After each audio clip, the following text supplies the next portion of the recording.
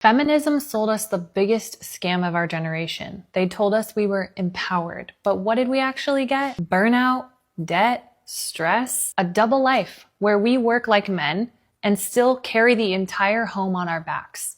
And here's the truth nobody's talking about. Feminism didn't set women free. It trapped us in a masculine system that we were never designed for. They told us to compete with men, to lead like men, to talk, think, act like men, and now we're exhausted, we're disconnected, resentful, and wondering why nothing feels right. We don't need more feminism.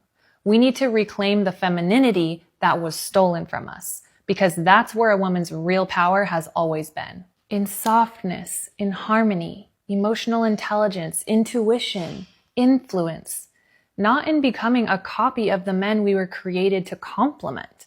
If you want to break free from this conditioning and learn how to step back into your feminine design, the design that brings peace, love, protection, and real freedom. If only everyone can understand that the word empowered, by definition, means someone is empowering you.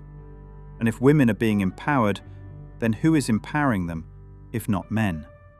I'm 30 and I'm single, and something that I quickly had to learn while dating at my 30s is that 30 or plus year old men would much rather date women that are on their early 20s than women that are 30 or plus years old. And I think the reason for that is because when you turn 30, you hit this wall where you don't take the same shit that you used to take while you were in your 20s. For example, when I was at my 20s, a guy would say, yeah, I just need time. I cannot be in a serious relationship with you right now. And I would go for it and I would entertain this man. If a man comes today and says, hey, I'm not ready for a serious relationship, it's like, babe, you're 30. The hairline is going back. Like, what else do you need time for? So I quickly had to realize that I'm probably gonna be spending a lot of time single, and I have to be okay with it because I cannot go back to my 20s. I also don't want to. I love being 30 and the maturity and consciousness that I have now.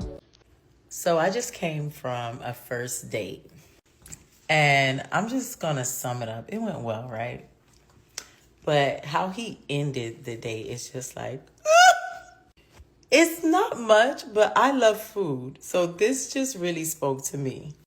So as we were saying goodbye, he was like, did you enjoy your food? And I was like, yes, I did. I'm going to be hungry in an hour, though.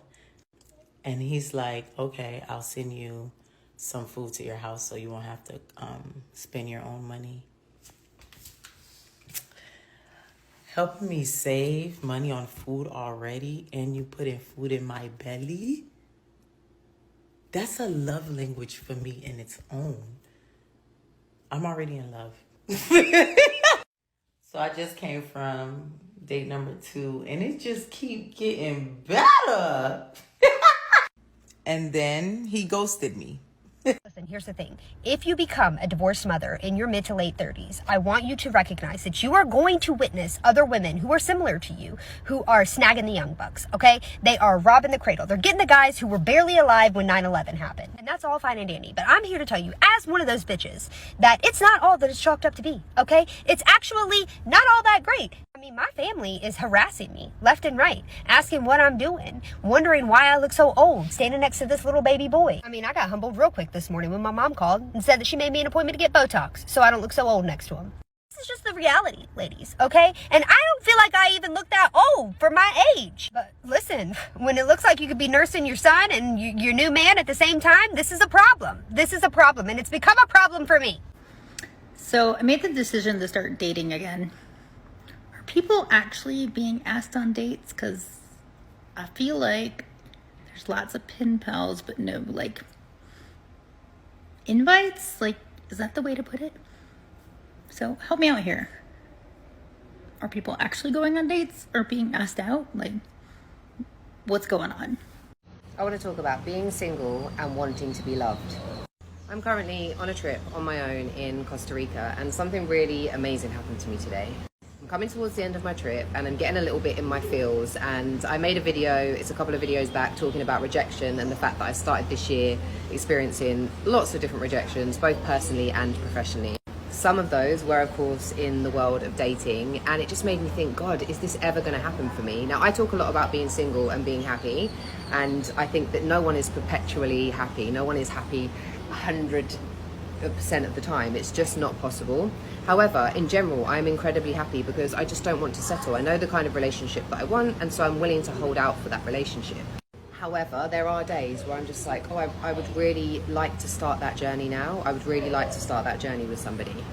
And today was one of those days. I woke up and I was feeling, a little bit kind of like emotional and a little bit like, I don't know if this is ever going to happen. And then all of those kind of old thoughts and patterns come up for me, like, what's wrong with me? Why does no one want me? Boo-hoo. But I recognize now, and I'm very aware, self-aware, that those are just thoughts and they're not actually a reality. So I choose not to buy into them because now I have that choice. So anyway, I took myself to breakfast because I was like, I need to eat something. I took my journal. I'm like, I'm going to just journal this all out and I'm going to feel so much better. And as I was sitting down to have my breakfast with my journal, my holiday friends that I made on a trip yesterday came down for breakfast and they were leaving this morning. And I was so happy to see them because I thought they'd already left. And I don't know if you believe in coincidences or serendipity or the universe or whatever, but I certainly do. And one of the women, Ro, started telling me a story about how she'd been single for 14 years and then she has now met this incredible man and she's in love. She's just turned 39. They've been together for like the last year or so. And she also told me that her mum didn't meet her now husband of 15 years until she was 43. She didn't meet the love of her life until she was 43. I'm of the belief that we definitely have more than one love of our life or one soulmate. I think there are many, many people. And I think for the different versions of us that we are, there are many different junctions that we can take. But when I heard her tell this story, it just filled my heart with so much joy. And I was just like, that's the hope and faith. That's the hope and faith. Because the person that I'm going to be with exists. They're alive, living their life somewhere. And when the time is right, I'm going to meet them. And that was the message that I needed to be reminded of. And that was the message that I got this morning. So whether you're male, female, if you're single and you do want a relationship, some people don't, and that's absolutely fine. And sometimes you find yourself kind of losing hope. I think it's really, really important to remember that timing is everything. Enjoy your life right now. And when you're meant to meet that person, you will. And yeah, I truly believe that's going to happen. And when it does, I'll be sharing it with all of you. Thanks, guys. Love ya. Oh, why do they realize this too late? In their 20s, they think they will forever be young. Here's how feminism messed up the US economy and how it's actually now come back to bite modern women in the butt. Let's rewind. The modern feminist movement kicked off in the 1960s. The goal was fair wages, equal opportunities, and legal protection. Great, right? They told us that the first wave gave us the right to vote, and the second wave brought us into the workforce. Here's where it gets a little bit sticky. During the second wave, the message shifted. It wasn't just, you can work outside the home. It became, you should. Or you must if you want to be respected. Doing nothing but staying home and cooking and cleaning and raising children, that was suddenly less than. So women flooded the workforce around this time. They were told they would get more financial freedom, more independence, and of course, more respect. But when millions of women started working full-time, it didn't just change individual families, it changed the entire economy. Suddenly, two incomes weren't just nice, they were expected, and that's where we get into the two-income trap. This is a book written by Elizabeth Warren, who is not exactly a conservative voice, but she actually articulates this situation beautifully in her book, The Two-Income Trap. She argues that when both parents started working, the cost of living adjusted. Homes in good school districts, prices went up. Childcare, through the roof. Everything from health insurance to groceries inflated to match dual income spending power. So now we've created this world where it takes two full-time incomes to just be able to afford the same lifestyle one income covered in 1960. Feminism told women and even sold them the idea that they were breaking free. But for a lot of women, especially moms, it feels more like a trap. Because now the choice to stay home with your kids isn't even on the table for many families. So many women would love to be able to be homemakers and clean the house and cook and take care of their kids, and they can't. Because what used to be a respected and even honored role of homemaker, caregiver, mother got dismissed. Feminism lied to us and told us that success only looked like climbing the corporate ladder and competing with men. But we traded in something priceless: time with our children, peace in our own homes, and even financial flexibility. So while women were told you should do it all, what we ended up with is exhaustion, rising debt, and a system that only works if you're always working outside your house. The very movement that claimed to be liberating women made it nearly impossible to live on one income. And I'm sorry, but that is not empowering. Turns out that there's a real price to pay when a society stops valuing motherhood. When caregiving is treated as invisible labor and homemakers are seen as less than, everybody actually loses, especially women. Not just emotionally or in the family structure, we could talk about that forever, but economically as well. So no, I'm sorry, feminism didn't save women. It told us we need to do it all, and now our generation is paying the price for it. Well, this was a complete manipulation by the government, and women were dumb enough to fall for it. You know what's wild is when feminism told women that they don't need men, it wasn't to make women more free. It was to make them dependent on the state instead of their husband. Think about it for a second. Before the 1960s, family was the safety net. If something went wrong, you had a husband, a father, a brother, a community, a church, a safety net. The people took care of each other. They cared about each other. Then came no-fault divorce in 1969. Suddenly, marriage wasn't a covenant. It was a contract that you could walk away from. Okay, and get this. And when the families started falling apart, who stepped in? The government. Welfare replaced the husband, the system replaced the father, and schools, they replaced the home. Women were told that this is freedom, that being alone, raising kids by yourself, and relying on checks from the government made you strong. But what it really did was break the structure that once protected us. It separated women from men from their families, and children from both. The state became the new husband that offers no love, no legacy, no protection, just control, dependency, and paperwork. And now, generations later, you have women exhausted, men disengaged, and children who grow up not knowing what family feels like. That wasn't progress, that was replacement. Isn't it so crazy that feminism does the exact opposite of empowering women? It is not giving you freedom, it is actually silencing you. It has convinced women that sexualization is freedom, that selling their bodies online is freedom, that having multiple partners is freedom. But what this actually does is exploit you and enslave you. It's funny how feminism actually just gave the worst type of men exactly what they wanted. I mean, having as much emotionless sex as possible, OnlyFans, running around half naked, killing their babies, men and women's sports. How does that equal female empowerment? Not to mention you're warding off all of the good men. I mean, you guys say over and over how much you hate men when you are literally doing the things that please the worst type of men. If you were focused more on traditional femininity, on having one partner, on getting married, on having kids, on building a family unit, I promise you would attract really good men into your life, and therefore you wouldn't hate all men. And every time I say things like this, I get told that I'm tearing down other women. No, the reason that I post what I post is because I actually care about other women and their well-being. You can take it or leave it. But if I were to just let you exploit yourself and enslave yourself to what I would consider a cult, I mean, take Bonnie Blue, for example, that would be me not caring about you. But modern women aren't ready for this type of conversation. Feminism is great for promiscuous men. Feminism has made business boom promiscuous men. But ultimately, when women are promiscuous, they're devaluing themselves. You're saying, my body is not valuable. It's for everybody to see. Whenever you dress promiscuously or if you sell your body online, you're saying, my body is a cheap commodity that you can get for free or for just a few bucks. Many women are willing to give up sex without commitment. Most young women today are willing to have sex with men without any commitment involved whatsoever. And so if you give a man sex, which is what he wants, without any sort of a commitment, that subconsciously signals to those men, you can have the thing that you want from me without any commitment to me. Men that want real companionship suffer the most and are done now. Hey, let's debunk 4 lies the modern feminist movement has told women. Number 1, women don't need men. It started in the 60s with the phrase, a woman needs a man like a fish needs a bicycle.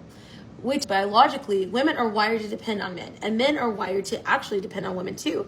So God didn't get it wrong when he created 2 sexes, male and female. Men are here to provide and protect, and women thrive under that strength. With number 2, men and women are the same. When women started having casual sex to compete with men who were using them, they were told that they could handle it, but they couldn't. Why? Because women are not built to separate sex from emotion. That doesn't go to say that men should be sleeping around, because that's not God's design either. But women are flaunting their body count as if it's something to be proud of, when actually there's pain there that nobody wants to commit to. Men and women were designed to complement each other, not compete against each other. Number 3, the biological clock isn't real. It is. Women are designed to procreate for a set amount of time.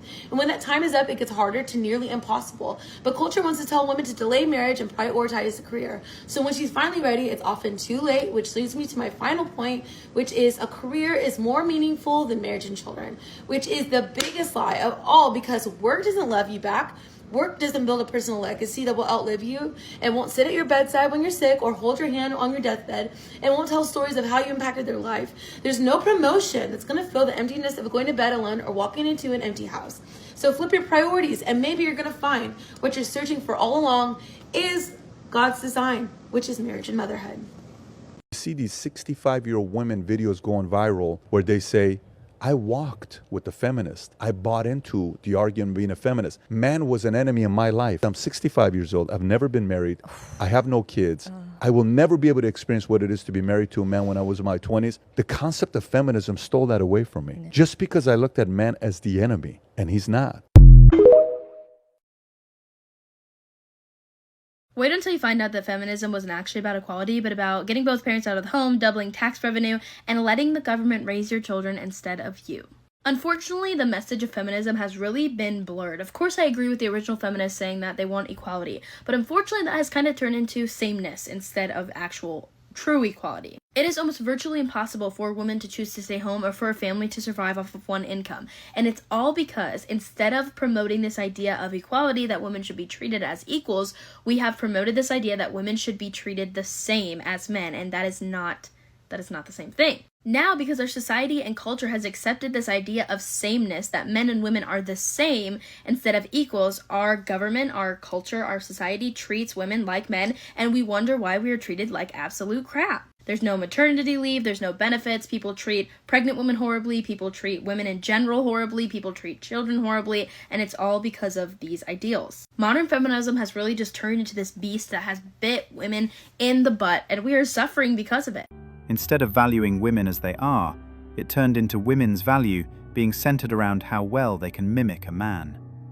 We are creating a society that women are not happy in, right? We've suddenly allowed radical feminists to convince us that we should want to be just like men, that we should want to climb the corporate ladder, that we should not aspire to having kids. We routinely cover that sort of a conversation that's happening across various podcasts where they're making it seem like the aspiration to want to stay at home is something that should be frowned upon. So I'll ask the question, what is the value of a woman today? What is sacred about having a woman? If you're a man and you're looking and you're saying, I want to marry somebody, what are the attributes that you should be looking for? Are we offering that anymore? We now exist in hooker culture, right? The sex is free. It's promiscuous. We want to put our bodies on the internet.